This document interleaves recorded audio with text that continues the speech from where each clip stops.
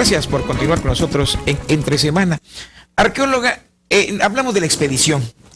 Hablamos de la importancia que tienen los hallazgos que ha habido en el subsuelo marino de Campeche, que ha sido producto inclusive de embarcaciones que zozobraron o que tuvieron algún accidente o que se rompieron aquí en nuestras costas. Pero también, y puedo hacer un pequeño paréntesis, usted nos habla de Isla Bermeja. Isla Bermeja ha sido un sueño, una leyenda, algo que inclusive algunos historiadores dicen que existió. ¿Qué es en sí Isla Bermeja? Bueno, hay dos vertientes de las investigaciones. Uno habla de que es un punto como tal en la cartografía de los siglos XVII y XVIII, en donde aparece como tal marcado en la Bermeja, pero le voy a poner un ejemplo. Alacranes está en mucha de la cartografía que era copiada de un país a otro porque se robaban esa información entre países, a veces entre italianos, con españoles, entre los franceses e ingleses. Era como la información de la Gestapo. Entonces trataban de robar entre la parte tecnológica de los avances de artillería, también se robaban la cartografía, también se robaban innumerables cuestiones que ayudaban para la navegación de aquel entonces. Y entre esos están los mapas. Entonces, bueno, los mapas a veces se pasaba el error de una generación a otra o de un país a otro, y se ponían puntos con nombres que no correspondían o en donde no existían, que derivan de una cosa que se llaman los derroteros. Es decir, los marinos, cuando antes pues no había sistema de posicionamiento global, no había manera de saber que había un callo o había un arrecife cercano. Dígase, por ejemplo, yo soy un marino del siglo XVI, voy navegando, vengo del Atlántico, ya pasé el Caribe, y de repente veo la península de Yucatán al sur, o sea, a mi izquierda, y del lado derecho, al norte, veo el arrecife de Alacranes, por ejemplo, que todos conocemos para que nos ubiquemos. Pero como yo no sé qué profundidad ni en dónde se localiza Alacranes, entonces voy tirando mi sonda lesa, que era un elemento de plomo, que en la parte de abajo se le ponía cera u otro material, y que tenía nudos a cada braza. Entonces, conforme iba un navío o un galeón navegando, el sondalecero tiraba la sonda y entonces ese nudo, cada nudo, la profundidad se marcaba con el largo del cabo, pero a la vez el fondo marino que se pegaba a la cera o el material que tuviese en el fondo la sondalesa es el material al que se estaban acercando, el tipo de fondo, es decir, sí, gracias. Es decir, no es lo mismo que hubiera arena en el fondo de la sondalesa a que hubiese conchuela.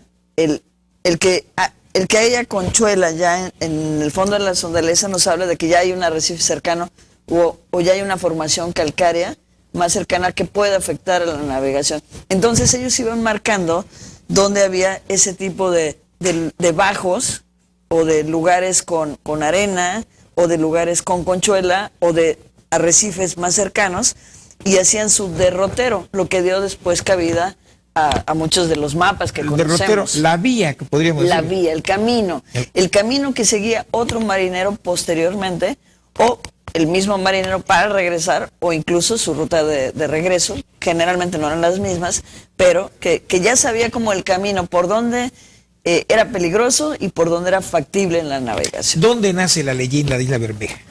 Pues bueno, es una cuestión que recuerdo que hace un par de años, ¿no? Se dio un boom en las noticias sobre el posible robo, ¿no? de una isla. Y bueno, muchos hablaban también del cambio de nivel del mar, bueno, obviamente que había subido y que la isla se había quedado abajo y que, bueno, miles de cuestiones políticas que ahí intervinieron. Pero básicamente yo considero y me inclino más por la hipótesis de la cartografía. Equivocada. No equivocada, simplemente errónea. Para su tiempo, básicamente con los instrumentos con los que contaban, pues era difícil marcar un lugar, o simplemente era otro lugar al que le cambiaron el nombre, dependiendo la nacionalidad de la persona que estuviera haciendo el mapa, y la puso en un lugar que no era, o le cambió el nombre. A lo mejor era alguno de los calles como Triángulos, o Arcas, o Cayo Nuevo, o Alacranes, que en mucha cartografía aparece como Negrillos. Entonces no necesariamente es errónea, sino simplemente se conocía en esa época de esa manera. Vaya, puede haber muchas O una hipótesis al leyenda puede respecto. ser, ¿no? También. Podría ser un sitio, Puede ser. pero hay algo. He escuchado inclusive a alguien que en Campeche conocía de la cuestión marina, don Pedro Campo Calderón, siempre señaló, no existe. Y argumentaba que lo que usted señala, que lo probable es como no había instrumentos en esa época los adecuados para mediciones y para observaciones, pues esto llevó a confusión. Y no solamente hubo uno, sino hubieron varios mapas. Y eso lleva a la sospecha de que un plagio montó algún mapa y dijo, aquí está la isla. Porque una pregunta, ¿cómo robarse una isla? No, es más fácil robarse un mapa, ¿no? Es más sencillo.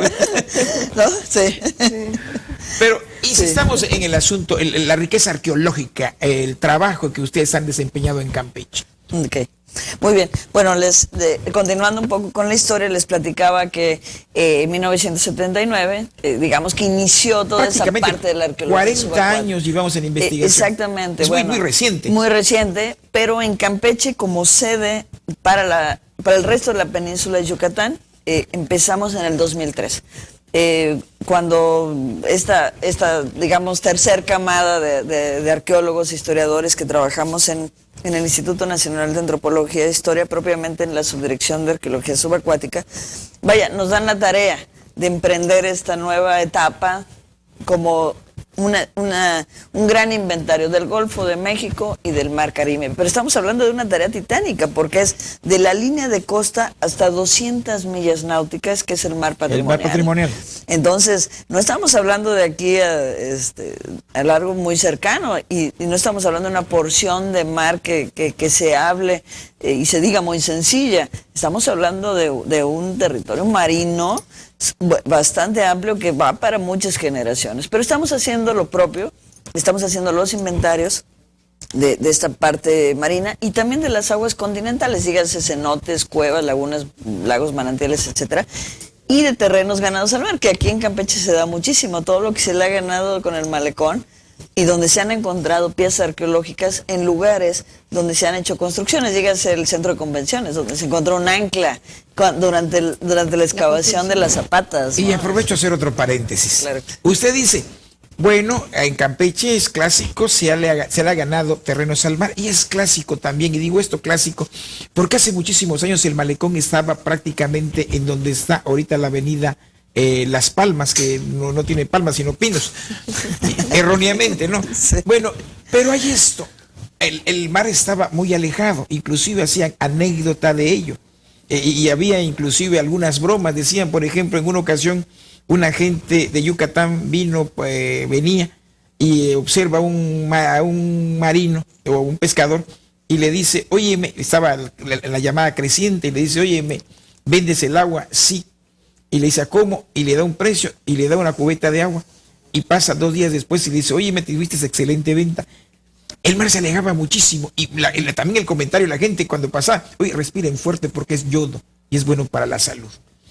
Entonces ese mar bajo se complementó en ese relleno hasta donde que parte, de donde está esa avenida, hasta la que yo conocí, hasta donde está actualmente el malecón. Este terreno que ha ganado al mar, dicen algunos que conocen de esto, que la naturaleza, para que no te dañe hay que obedecerla. ¿Presiente usted que pudiera ocurrir algo con eso, que los campechanos, o el gobierno de Campeche, los gobernadores de Campeche, no propiamente los campechanos, le han ganado al mar? Bueno, es una cuestión que sucede en muchísimos países, y bueno, es una parte del progreso de todas las ciudades costeras. En Escandinavia sucede todo el tiempo, caray, en Norteamérica igual, vaya. La cuestión solamente es tener cierto respeto por la naturaleza, porque siempre va a reclamar su territorio, y bueno, cuando suceda, pues estar prevenidos nada más, ¿no? Definitivamente. Aquí lo importante es saber qué hay debajo de ese relleno, porque es lo que nos interesa. Del patrimonio Del cultural. patrimonio, claro, es patrimonio cultural, todo lo que se encuentra. Habló usted de proyectos. En Campeche, ¿cuántos hundimientos ya hay identificados? Ok, sí, a eso iba. Cuando hablé de inventario, y estoy hablando del Golfo de México, el Caribe, de áreas marinas, ríos, lagos, lagunas, manantiales, terrenos ganados al mar, cenotes, cuevas secas y cuevas inundadas. Estoy hablando de un universo muy vasto en toda la península de Yucatán, que incluye Campeche, Quintana Roo, Yucatán y parte de Chiapas, incluso un poquito de Tabasco, cuando se deja, ¿no? Y entonces, bueno, todo este vasto patrimonio ha sumado en 10 años de trabajo, les digo, de 2003 para acá, y un poquito de los años anteriores, previos a 2003, un total de 412 sitios arqueológicos sumergidos. ¿Cuántos? De 412. ¿Y esos De sitios estos, arqueológicos en qué consisten? ok, de estos, 312 están en el mar y el resto están en aguas continentales, en ríos, lagunas y manantiales del interior de la península de Yucatán. ¿En qué consisten? Su gran mayoría son barcos del siglo XIX y XX. ¿Por qué? Porque son los más vistosos, porque son los que más se conservan. No es lo mismo ir a bucear o un pescador que te lleve a un barco o a un pecio. Pecio quiere decir resto sumergido. Embarcación sumergida, rota. Rota, exacto, exacto. Entonces, no es lo mismo ir a una embarcación sumergida rota, dígase pecio, del siglo XX o XIX, que todavía se conserva con toda su majestuosidad. Incluso hay lugares en el Caribe en donde uno puede bucear dentro de la embarcación, no en Campeche porque es otra historia, y son barcos más pequeños, que hablar de un barco del siglo XVI o XVII que está totalmente concrecionado y mimetizado con el medio ambiente. Pero sí lo hay en las aguas campechanas. Claro que sí, claro que sí. ¿Y como cuántas embarcaciones? Ok, la mayoría de los barcos del siglo XVI, que estábamos hablando de no más de 50 barcos. O sea, ¿cómo está la conservación? ¿Son barcos piratas? La conservación, no, siglo XVI. Sí, son previos a la piratería. A la piratería, sí. Estamos hablando de una buena conservación porque se quedaron en una especie de cápsula de tiempo, en donde obviamente unos materiales se fueron degradando, otros materiales que se flotaron y se fueron removiendo con los huracanes, los oleajes, las mareas, las corrientes y todos los fenómenos naturales. Otros materiales se quedaron in situ, principalmente la artillería y las cosas muy pesadas. Entonces, un cuando se hunde completo, generalmente es de madera, se asienta con todo su lastre, su piedra de lastre, que hay lastre fijo, que era muy grande, la piedra, y lastre más pequeño, que era intercambiable, que puede ser el canto rodado de los ríos. Entonces, ese tipo de lastre, nosotros lo vamos encontrando, y la artillería de cierto tipo. No es lo mismo un cañón del siglo XVI, largo, con anillitos que les decimos bombardas, o un trabuco de retrocarga hacia atrás, o estos que estaban en la borda, que tenían una especie de Y. Eso es lo que le da para movilizar. Para movilizarlo, que es muy típico del 16, inicios del 17, a un barco del siglo XVIII, que tiene unos cañones de 3 metros de largo, o ya entrado el 19, que son estas carronadas que se hacían en Escocia, que tienen atrás como una bolita donde se amarra a la borda. Entonces, uno va viendo el tipo de artillería y las anclas, entre más antiguas, más puntiagudas, y entre más modernas, más redonditas. Y entonces, esos elementos son igual, por ejemplo, al arqueólogo de tierra que ve las figurillas de Jaime, te puede decir, esa figurilla corresponde al clásico tardío, dígase 900 después de Cristo. Nosotros podemos ver un ancla, podemos ver un cañón y te podemos decir, esta es del siglo XVI, esta es del XVIII o esta es del XIX. Pero ¿qué sucede con los más antiguos? La naturaleza se ha encargado de disfrazarlos, de mimetizarlos, de protegerlos. Y entonces uno llega principalmente al área de los cayos de la sonda de Campeche, que es donde están los barcos más antiguos del territorio campechano, y uno puede pasar y no los ve. Y es como yo digo que es una especie de autoprotección. No hay un riesgo para las embarcaciones que pasan por el sitio. Sí, pero curiosamente, como este tipo de embarcaciones están en áreas peligrosas y por eso se hundieron, las embarcaciones ya no pasan por ahí. Dígase triángulos, arcas, arenas. Es un riesgo también para los buzos, ¿no? Para la investigación. Sí, bueno, siempre es un riesgo para nosotros. Nosotros entramos a la cadena alimenticia, ¿no? Entrando al agua, definitivamente. Bueno, hay algo. Zozobraron estas embarcaciones. Sí. Me dice, hay una cuestión. Usted me dice, traían artillería. Entonces estos barcos venían a someter a los indígenas, a los mayas. ¿O cuál era el papel de las embarcaciones? ¿Era de transporte? De todo tipo tenemos. Tenemos referencias de embarcaciones de la época de las primeras incursiones. Piráticas. No, incursiones de los españoles en la península en la península de Yucatán. ¿Sí? Sí. Tenemos referencias e incluso embarcaciones y creemos que son esas, porque es difícil entender un contexto arqueológico y atreverse a decir, bueno, este es el barco de Hernández de Córdoba. Bueno, no es que tengan un letrero, es que hay que documentarse, y después de muchas análisis y mucha tecnología aplicada y muchos estudios, entonces atreverte a decir que el barco perteneció a, es una labor de muchos años, no es tan sencilla. Es ver estilos, ¿no? Estilos. Comparar la época. Los estilos te pueden dar temporalidad, te pueden dar posible filiación cultural, es decir, si era español, si era francés, inglés, holandés, etcétera. Y algo muy relacionado a la época que tenga que ver con la carga. La carga es la clave para identificar un barco, además de la forma de la construcción. Hablamos de 40 barcos que están hundidos en la sonda. De los que ustedes han localizado. Sí, todavía falta. Esas 40 embarcaciones, ¿por qué se cree que esos sobraron? ¿De qué tipo son?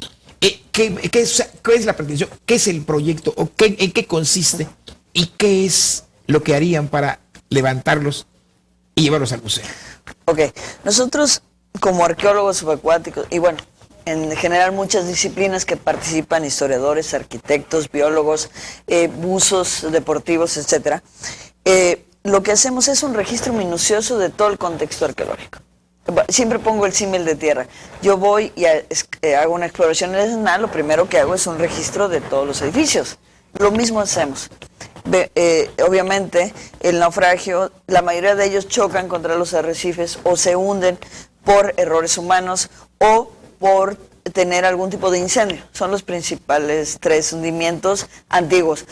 En el moderno se incluye una variante que es los hundimientos intencionales para cobrar seguros. Pero luego tratamos ese asunto. Ahora bien, este tipo de elementos que encontramos a lo que le llamamos contexto arqueológico sumergido se registra a detalle, y de estos siempre se observan elementos, o sea, se saca la información, no los elementos, y solamente aquellos diagnósticos pequeños que podamos conservar ya en laboratorio y que puedan ser museables a futuro, ¿no? Entonces, por ejemplo, yo puedo estar en un contexto arqueológico, no voy a sacar un cañón, no me interesa un cañón porque es parte ya del contexto arqueológico que puede ser buceable o reutilizado para fines turísticos, por ejemplo. Pero sí puedo tomar una botella que me puede dar mucha información por el estilo de la botella, o una vasija olivera de aceite de olivo, de estas muy estilizadas de cerámica, y eso me va a dar la misma información que un cañón para datar el barco. Y por ejemplo, en los barcos, muchos de los barcos de la sonda de Campeche tenían mercurio, porque para el asunto de la plata se necesitaba el mercurio. Entonces, para este azogue, pues muchos de los navíos traían quintales y quintales de mercurio, entonces se hundían y quedan en el fondo del mar como una especie de laminita que al ojo parece una cosa como una laminita acuática, pero no, es el mercurio que está ahí pegado al lecho marino, y eso nos habla, a ver, este barco tenía mercurio, este barco no tenía mercurio. ¿Qué más tiene este barco? Bueno, traía bombardetas, traía tantas cantidades de balas. Y entonces al hacer el conteo de todos los elementos arqueológicos y ver el despacho de salida, por ejemplo, de un barco que venía de Cádiz o de San Lucas de Barrameda de Sevilla, entonces se hacen los comparativos y entonces podemos decir, este barco puede ser o este barco puede ser y animarnos a dar una hipótesis sobre un posible nombre y apellido de un naufragio, que es muy, muy difícil. Bueno, en estos naufragios me imagino que hubo muertos. ¿Hay esqueletos? En México no hemos encontrado en la parte marina. Se han encontrado solamente en cuevas sumergidas. Dígase el último descubrimiento de la mujer Naya, que se encontró en Hoyo Negro, y en Tulum. También es el grupo de arqueología subacuática que conjuntamente con buzos de la comunidad de Tulum, buzos deportivos, localizan lo que hoy en día son los restos de la mujer completa más antigua del continente americano y que es pues nuestra primera antepasado directo. ¿De qué ¿Y en año qué estamos hablando? condiciones? 13,000 años antes de Cristo. ¿Y en qué condiciones se Sí. encuentra? Perfectas condiciones. 13,000 años. 13,000 años y es un proyecto conjunto entre Lina y la National Geographic. Esto, pregunta, ¿esto significa que zozobró en alguna embarcación o se ahogó? No, esta mujer vivió en el Pleistoceno y tuvo un accidente. Al parecer se cae dentro de una cueva a otro agujero dentro de una cueva a 60 metros. Muere entre la caída y la inanición posterior o de la caída, no sabemos exactamente. Y buzos, posteriormente, ya que sube el nivel del mar, esa cueva se llena de agua, van a explorar y encuentran los restos de esa mujer junto con otros tantos animales como el tigre dientes de sable, el gonfoterios, camellos, vaya, muchas especies de felinos que estaban asociados en el mismo contexto. Si me permite, vamos a una pausa. Claro. Regresamos.